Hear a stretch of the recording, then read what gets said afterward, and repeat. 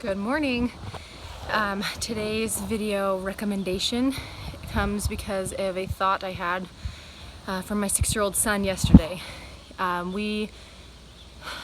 Excuse me, I'm just finishing a workout and a little out of breath, but I was thinking about, backtrack, exercise I was doing for toning arms, and it's something I learned from, I've been trying to learn Spanish, so I've been watching Spanish speaking, good grief, videos with Spanish speakers teaching different exercise techniques. And I can't remember the name of the lady right now, so I'll try to post it in the comments or in the description if I remember. But one of the exercises you do, there's a lot of these exercises with arms outstretched, and one of them is you start with both arms outstretched, thumbs up and down, up and down. You do these rotations like this. And on her video, she shows the Facebook like and dislike signs. And so thinking about the likes and dislikes, for one, watching me in my window in the back here has good reflecting qualities so I can see my form. And I was watching these like, dislike, and it made me laugh and helped me get through the exercise because my arms were burning. But yesterday, watching a video from my son's school, his teacher sent a link to a video about watercolor techniques. So it's just part of a fun activity for the day. We watched this 5-minute video on different fun techniques you can do with watercolor painting so that we could try them out.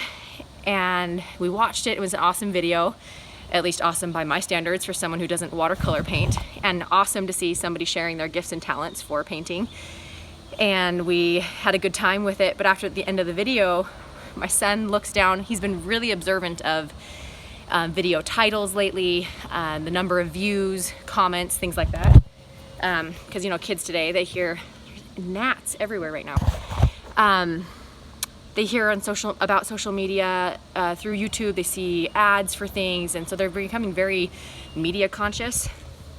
And he said, "Mom, there were I can't remember how many thousand likes for the video, but he said, but then 753 or something, 753 people disliked the video." And he had this confused look on his face, like, why would you dislike that video? And I had this opportunity to explain to him, because I was so grateful he could recognize that and that he thought it was odd, so it gave time for discussion and reflection.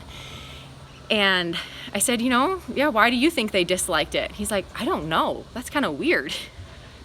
And I agree with him. It's kind of weird to go dislike a video on watercolor painting. And here's my personal opinion about this.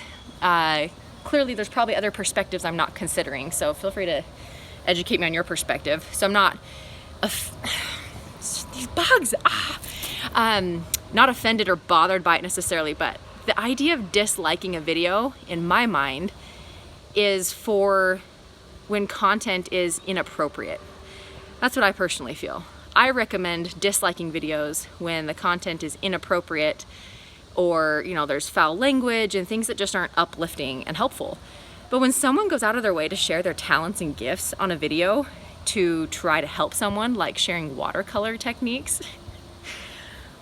I understand if you're maybe an expert and you think that video wasn't the best quality, or maybe you feel like you're a beginner and you watch it and it wasn't super helpful, or you couldn't do the techniques and you might be frustrated or bothered by that. I get that there are a lot of different feelings that can come from watching a video. We all have emotions, they're normal. There's nothing wrong with feeling. But the need to express a dislike for someone, literally, it was not even a teaching, like there was no explanation, no words in this video. The person literally had the camera over the paper, were showing how to do these different techniques that were fairly simple, like my 6-year-old and 4-year-old could do them. So they weren't trying to tell you this is easy or this is hard. They just showed something and then allow you the opportunity to go try it. Why dislike that? I'm not sure.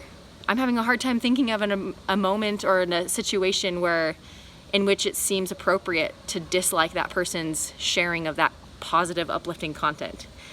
So I guess this leads me to just say, I really recommend only using dislike features when it's inappropriate. Other than that, go find videos to like. Or if you don't like the content, just get off of it and go find something you do like.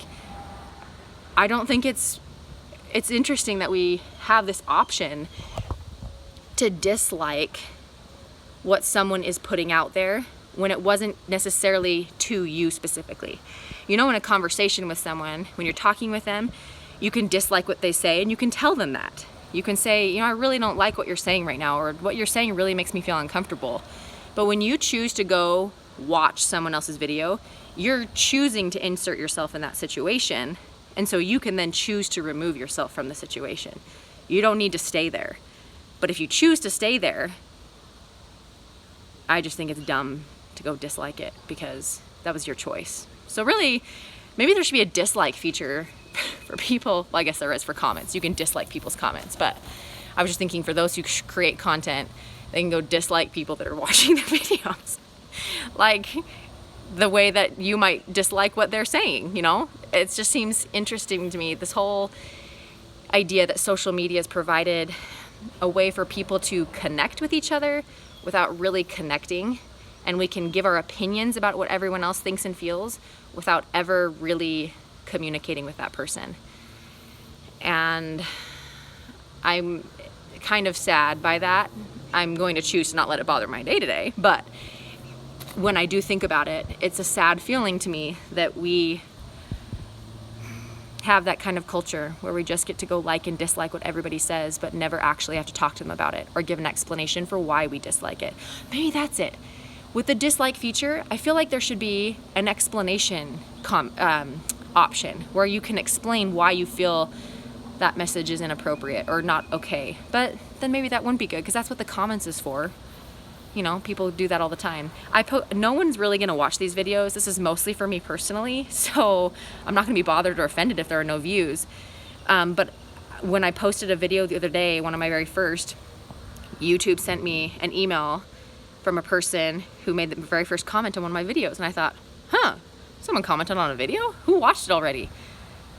And it was a troll, I'm pretty sure, because they commented on one word that I used. I think I used the word in the description. I mentioned the word feminism. And what I was saying in the video was my own idea of what feminism is in a much different light than what it's portrayed in media today. And this person, my 18-month-old son was in the video. And so this person felt the need to come and comment saying, how dare you bring another white boy into this world? And gave an explanation for why I shouldn't bring another white child into this world. And that broke my heart for a second, thinking that that person felt the need to tell me that, because I love my son and I'm grateful to have him, and I don't regret having another white child because that's who I am. I can't change my skin color, and there's nothing to be ashamed of for being white. I love white people, I love black people, I love purple people, I love rainbow people, I love all people. But I may not like everything that they do, you know? So this leads into a whole host of other recommendations that we can get to in the future. But today's recommendation, only use the dislike feature if it's really worth it. That comes from me and my 6-year-old son. So have a great day, and until the next recommendation,